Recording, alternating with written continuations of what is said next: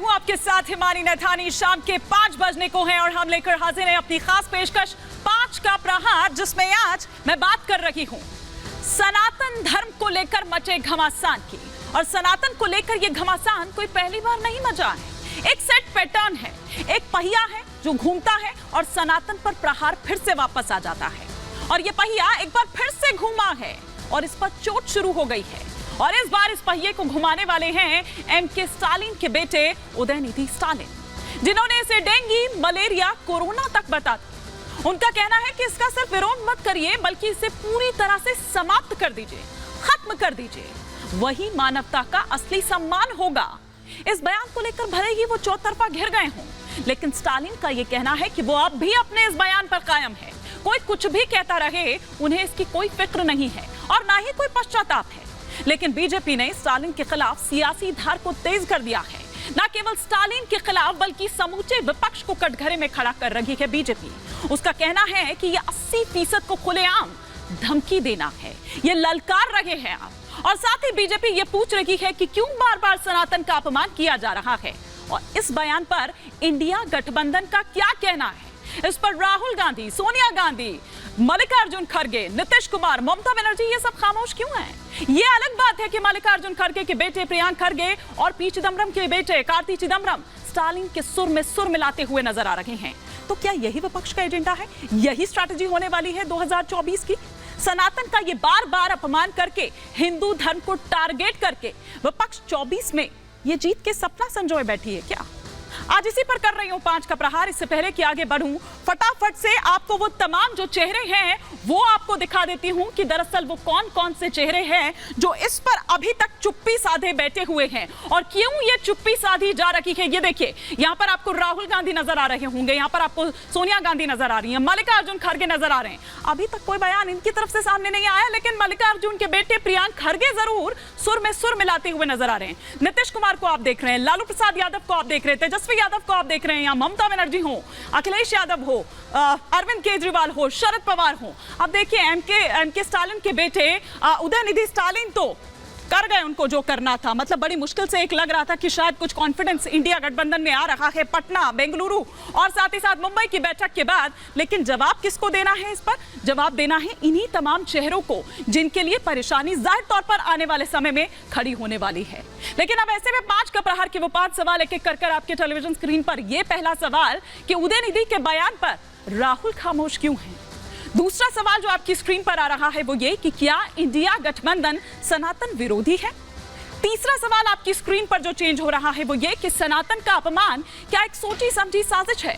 चौथा सवाल जो आपकी स्क्रीन पर आ रहा है वो ये कि उदयनिधि ने क्या बिगाड़ दिया है इंडिया गठबंधन का खेल। पांचवा और अंतिम सवाल ये है कि बार बार सनातन धर्म पर ही निशाना आखिर क्यों। ये वो तमाम सवाल होंगे जिस पर आज हम इसी के इर्द गिर्द अपनी चर्चा रखने वाले हैं। लेकिन उससे पहले आपको दिखाती हूं एक छोटी सी रिपोर्ट।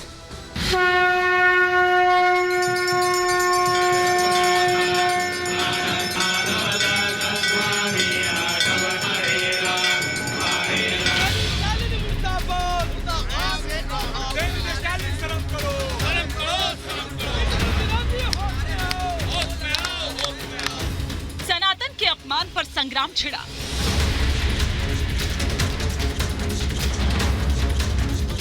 गुस्सा भड़क उठा और ये आक्रोश तब और बढ़ गया जब सनातन को कोरोना, मलेरिया और डेंगू जैसा बताकर सनातन को समाप्त करने की बात कर चौतरफा घिरे तमिलनाडु के मंत्री अपने सनातन विरोधी बयान पर अड़ गए और उदयनिधि स्टालिन ने माफी मांगने से भी साफ इनकार कर दिया।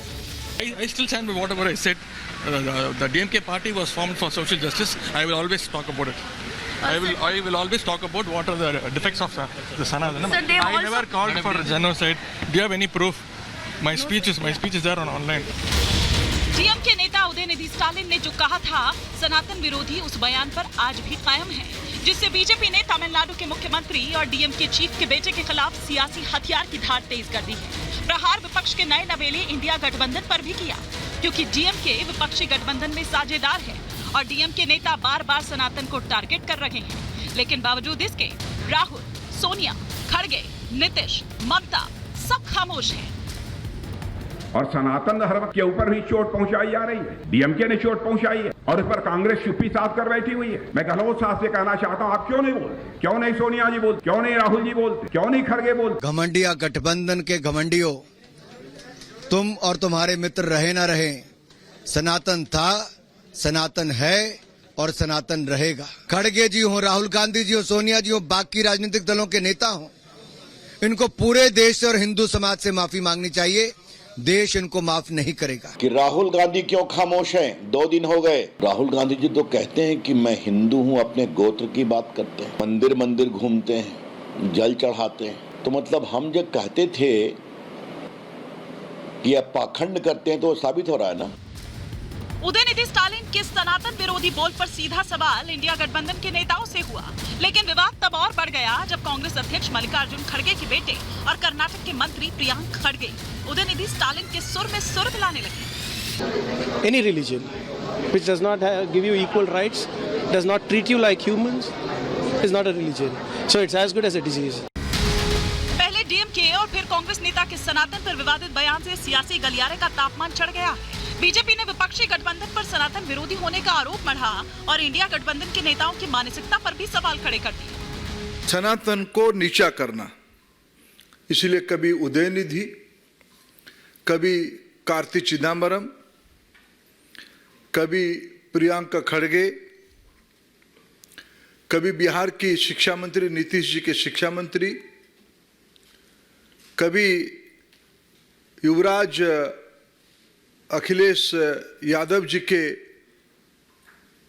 प्रमुख नेता स्वामी प्रसाद मौर्य जी, कभी केजरीवाल जी के नेता गौतम जी, ये सब एक योजना के तहत अलग अलग समय में इस काम पे लग गए हैं। ये सनातन शब्द की भी मार्केटिंग करते हैं। ये देश की जनता की आग में धूल झोंके, धर्म के नाम पर आस्था से खिलवाड़ करें, वो अच्छी बात है। हिंदू धर्म क्या है वो कम से कम अमित शाह और भाजपाइयों से नहीं सीखना है। सनातन पर सियासी संग्राम छिड़ा और इस बीच बाबा बागेश्वर ने सनातन विरोधियों के खिलाफ विरोध की आवाज बुलंद कर दी और 2 टूक कहा कि सनातन कभी समाप्त नहीं हो सकता। रावण के खानदान के लोग हैं। अगर ऐसा भारत में रहने वाले किसी भारतीय ने कहा कि ये भारत में रहने वाले समस्त सनातनियों के दिल पर उन्होंने चोट पहुंचाई है। बार बार सनातन विरोधी बयान से संत समाज भी नाराज है, लेकिन अब सवाल खड़े हो रखे हैं कि क्या जानबूझकर सनातन का अपमान किया गया? सनातन विरोधी बयान पर राहुल, खड़गे, सोनिया, ममता और नीतीश खामोश क्यों हैं? सवाल ये भी कि क्या 24 की लड़ाई सनातन पर आ गई है?